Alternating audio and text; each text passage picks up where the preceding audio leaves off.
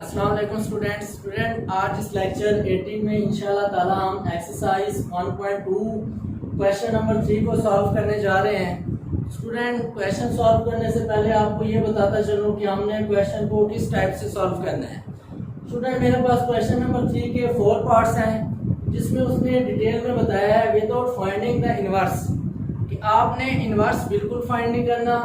State domain and range of F inverse कि हमने इस फंक्शन की डोमेन और रेंज बतानी है और उसके इनवर्स फंक्शन की भी डोमेन और रेंज बतानी है without finding the inverse of a function. तो स्टूडेंट, जैसा कि इनवर्स ऑफ अ फंक्शन में मैंने आपको बताया था, जो इस फंक्शन की डोमेन होगी वो इस फंक्शन इनवर्स के लिए उसकी रेंज होगी। इसी तरह स्टूडेंट, जो इस फंक्शन की रेंज होगी वो इनवर्स फंक्शन के लिए इसकी क्या होगी, डोमेन होगी। तो स्टूडेंट, इसका फर्स्ट क्वेश्चन मेरे पास f of x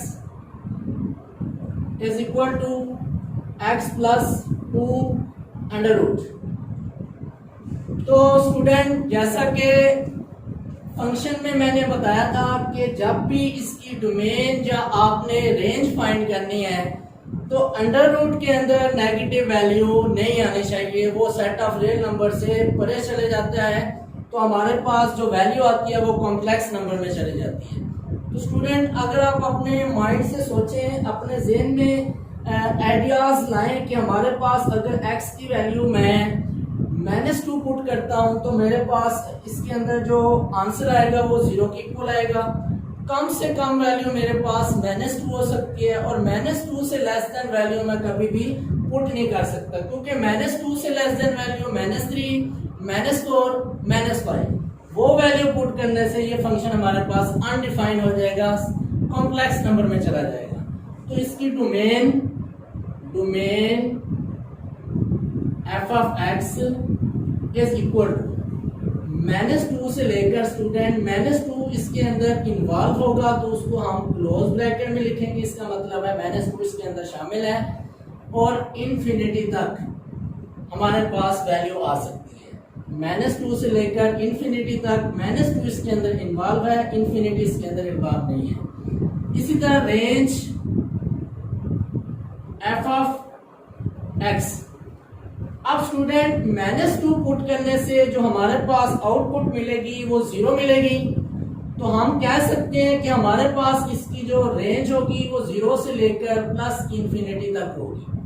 0 इसके अंदर शामिल होगा क्योंकि हम -2 इसके अंदर पुट कर रहे हैं। -2 पुट करने से आंसर 0 हासिल होता है। तो अब हमने इस फंक्शन के इनवर्स की डोमेन और रेंज बतानी है। तो स्टूडेंट, सबसे पहले इसकी डोमेन कैसे बताएंगे। अब हमारे पास डोमेन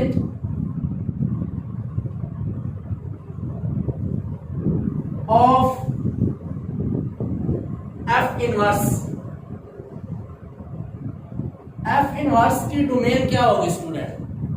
हमारे पास f इनवर्स की domain range of f of x is equal to range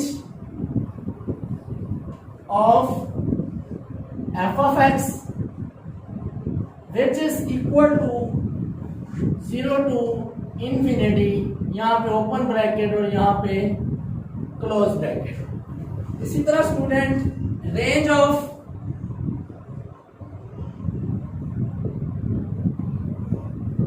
f inverse की रेंज इसकी इस फंक्शन की डोमेन के इक्वल होगी। तो हम कह सकते हैं is equal to domain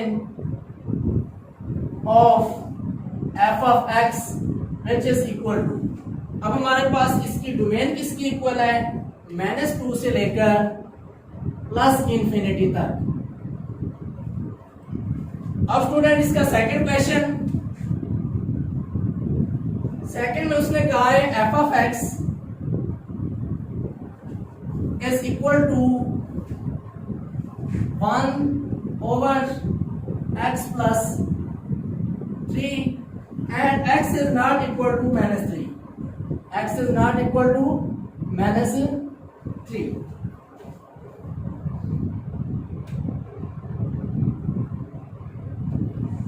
sorry student, इसका ये सेकंड क्वेश्चन नहीं था, ये हमने इसका क्वेश्चन नंबर 3 लिख लिया। पहले इसको देख लेते हैं। तो क्वेश्चन नंबर 3 में 1/x + 3 where x is not equal to -3, इससे क्या मुराद है स्टूडेंट? इससे ये मुराद है कि हमारे पास अगर x -3 की इक्वल आ जाता है 1/0 विच इज अनडिफाइंड। उसने कंडीशन पहले ही बता दी है कि हमारे पास जो इसकी x की वैल्यू है वो -3 की इक्वल नहीं होनी चाहिए। अब बढ़ते हैं स्टूडेंट इसके नेक्स्ट स्टेप की जानिब सॉल्यूशन में। अब सॉल्यूशन में हमने इसकी फाइंड करनी है डोमेन।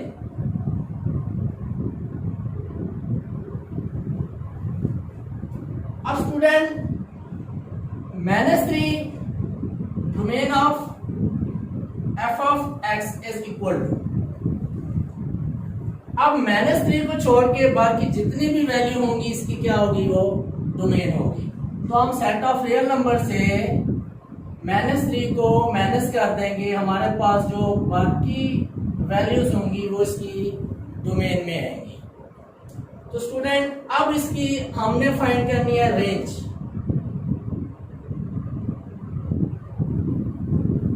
अब स्टूडेंट इसकी रेंज हम कैसे फाइंड करेंगे?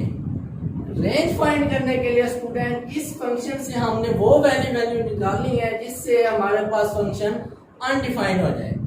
तो हम कह सकते हैं कि इसकी रेंज के लिए f(x) किसके इक्वल होता है, y के। तो हम कह सकते हैं y is equal to 1/x + 3। अब स्टूडेंट हम मल्टीप्लाई कर देंगे आपस में, तो हमारे पास बनेगा yx + 3 इज इक्वल टू 1।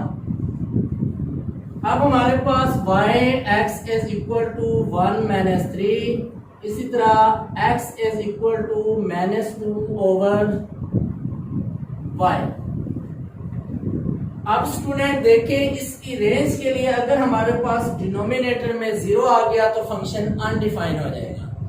अब -2/0 अनडिफाइंड, इसका मतलब ये है कि y is not equal to 0, y is not equal to 0। तो हम कह सकते हैं कि जो इसकी रेंज होगी उसमें क्या होगा कि हमने सेट ऑफ रियल नंबर से 0 को निकाल देना है। अब हम रियल नंबर से 0 को निकाल देंगे, बाकी जो तमाम की तमाम वैल्यू होंगी वो इसकी रेंज में आएगी। अब स्टूडेंट इस फंक्शन का हमने इनवर्स फाइंड किए बगैर इसकी डोमेन और उसकी रेंज बतानी है, तो कैसे बताएंगे स्टूडेंट? अब डोमेन ऑफ f इनवर्स की डोमेन क्या होगी, is equal to range of f(x). इसकी डोमेन इसकी रेंज की इक्वल होगी f(x) की। तो हम कह सकते हैं f(x) की रेंज किसकी इक्वल थी, r - 0। Domain of f inverse इस तरह range of f inverse is equal to, अब इनवर्स फंक्शन की रेंज फंक्शन की डोमेन की इक्वल होगी domain of f(x) which is equal to r -3।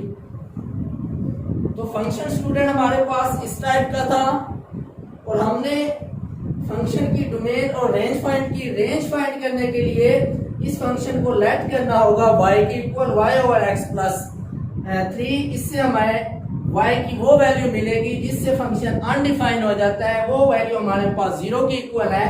Set of real number से 0 को निकाल देंगे तो हमारे पास इस फंक्शन की रेंज बन जाएगी।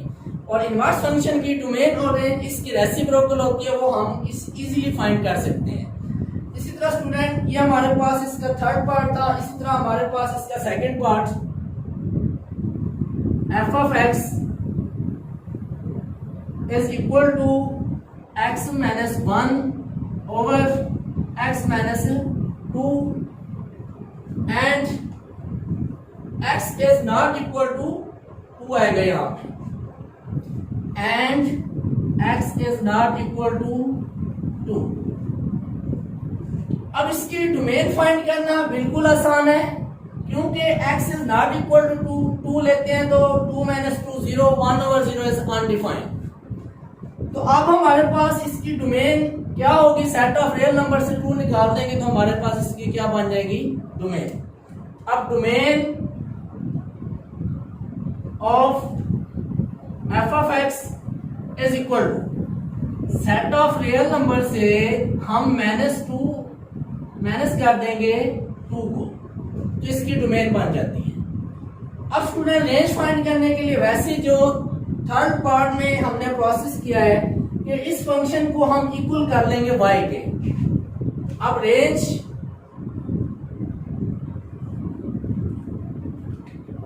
Of F of X which is equal to, किसकी इक्वल आएगी, हम कह सकते हैं कि function F of X is equal to y is equal to x minus 1 over x minus 2। Multiply कर दें, क्रॉस मल्टीप्लाई, तो हम y into X minus 2 is equal to x minus 1, yx minus 2y is equal to x minus 1। इस तरह yx, x इधर ले आएंगे, minus x is equal to minus 1 plus 2y, 2y को राइट हैंड साइड पे ले जाएंगे। अब x कॉमन ले लें, x कॉमन आ गया, y minus 1 is equal to minus 1 plus 2y over y minus 1 को इधर डिवाइड कर देंगे बोथ साइड पे, तो ये कैंसिल हो गया। हमारे पास आया x is equal to minus 1 plus 2y over y minus 1। अब स्टूडेंट हमारे पास इसकी रेंज कैसे आएगी कि डिनोमिनेटर में 0 नहीं आना चाहिए। अगर हम y को 1 के इक्वल करेंगे डिनोमिनेटर 0 आ जाएगा। इसी तरह हम कह सकते हैं कि सेट ऑफ रियल नंबर से 1 निकाल देंगे तो हमारे पास इस फंक्शन एफ ऑफ एक्स की क्या बन जाएगी, वो रेंज बन जाएगी। तो हम कह सकते हैं y is not equal to 1, तो सेट ऑफ रियल नंबर से 1 निकाल दें, set of real number minus 1, तो इसकी स्टूडेंट हमने रेंज फाइंड कर ली। अब इनवर्स फंक्शन की डोमेन और रेंज बिल्कुल उसी की रेसिप्रोकल होगी। हम कह सकते हैं domain of F of X, sorry domain of F inverse is equal to range of F of X which is equal to r minus 1। इसी तरह student range of F inverse is equal to domain of F of X which is equal to domain of F of X. Set of real number से minus 2 को निकाल देंगे, sorry 2 को निकाल देंगे तो हमारे पास क्या बन जाएगी, इनवर्स फंक्शन की रेंज बन जाएगी। तो नेक्स्ट में स्टूडेंट इसका पॉइंट नंबर 4 बिल्कुल आसान है, टेंशन लेने वाली जरूरत ही नहीं है। F of X is equal to X minus 5 whole square. अब स्टूडेंट एक उसने कंडीशन दे दी है जो मैं ऊपर लिख रहा हूं। कंडीशन उसने क्या दिया हमें कि x हमेशा ग्रेटर देन और इक्वल टू 5 क्या होना चाहिए। अब इससे हमें ये आइडिया तो हो गया कि हमारे पास जो रेंज है वो 5 है या 5 से ग्रेटर देन हो सकती है। तो कैसे लिखेंगे सॉल्यूशन में, F of X is equal to X minus 5 whole square. तो डोमेन किसकी, एफ ऑफ एक्स की। कंडीशन बता रही है कि 5 और 5 से ग्रेटर देन वैल्यू। अब इक्वल टू बता रहा है कि 5 इसके अंदर इन्वॉल्व होगा, तो हम लिख सकते हैं 5 इन्वॉल्व क्लोज ब्रैकेट में up to infinity open bracket में। इसी तरह स्टूडेंट हमारे पास domain of F of X आई। अब हमारे पास range of F of X ये किसके इक्वल होगी स्टूडेंट? अब ये देखें कि हमारे पास कम से कम वैल्यू कौन सी थी। कम से कम वैल्यू हम 5 पुट कर सकते हैं, 5 से लेस देन वैल्यू पुट ही नहीं कर सकते। वाई? रीजन ये है कि हमारे पास x हमेशा 5 से ग्रेटर है, ये इक्वल है। लेस देन वैल्यू पुट करेंगे जो कि हमारे पास फंक्शन में है ही नहीं, तो हम कह सकते हैं कि f of x is equal to 5 put करने से student 5 minus 5 whole square is equal to 0। तो हमारे पास रेंज 0 से शुरू होगी और प्लस इंफिनिटी तक। हमारे पास 0 और प्लस इंफिनिटी। अब इससे क्या मुराद है स्टूडेंट? 0 क्लोज ब्रैकेट में, इंफिनिटी ओपन ब्रैकेट में। 0 के साथ मैंने ओपन ब्रैकेट क्यों नहीं लगाई? क्योंकि स्टूडेंट 5 इसके अंदर शामिल था, x is greater than or equal to 5, तो इसके अंदर 0 आएगा और इंफिनिटी से पीछे वाली जो वैल्यू होंगी वो इसके अंदर शामिल होंगी। अब स्टूडेंट इसकी नेक्स्ट इनवर्स फंक्शन के लिए हमने क्या फाइंड करनी है? Domain of F inverse which is equal to range of F of X. अब range of F of X किसकी इक्वल होती है हमारे पास? Range of F of X वो हमारे पास 0 से लेकर प्लस इंफिनिटी तक। इसी तरह स्टूडेंट अब हमने इसकी रेंज फाइंड करनी है। Range of F inverse which is equal to domain of F of X, domain of F of X. अब domain of F of X किसकी इक्वल है? 5 एंड प्लस इंफिनिटी। तो स्टूडेंट हमारा ये एक्सरसाइज 1.2 का last part था, 4th, जिसको हमने सॉल्व किया विदाउट फाइंडिंग इट्स इनवर्स, कि हमने इसका इनवर्स फाइंड किए बगैर इसकी डोमेन और रेंज को डिस्कस किया। स्टूडेंट इसके मुख्तलिफ टाइप्स के अगर क्वेश्चन आ भी जाए, अगर कोई पूछ भी ले कि हमारे पास विदाउट फाइंडिंग एफ इनवर्स कैसे इसकी डोमेन और रेंज फाइंड कर सकते हैं, सबसे पहले गिवन फंक्शन की आप डोमेन और रेंज फाइंड कर लें। क्योंकि फंक्शन की डेफिनेशन में मैंने बताया था कि अगर हम इनवर्स फंक्शन फाइंड करना चाह रहे हैं, इनवर्स फंक्शन के लिए जो इसकी डोमेन होगी वो इसकी रेंज, और जो इसकी रेंज होगी वो इसकी डोमेन। तो इसी तरह स्टूडेंट आपने इसकी अच्छी तरह से तैयारी करनी है। नेक्स्ट लेक्चर में इंशाल्लाह हम एक्सरसाइज 1.3 से पहले जो भी लिमिट्स के कंसेप्ट हैं उसको डिस्कस करेंगे। अल्लाह हाफिज़।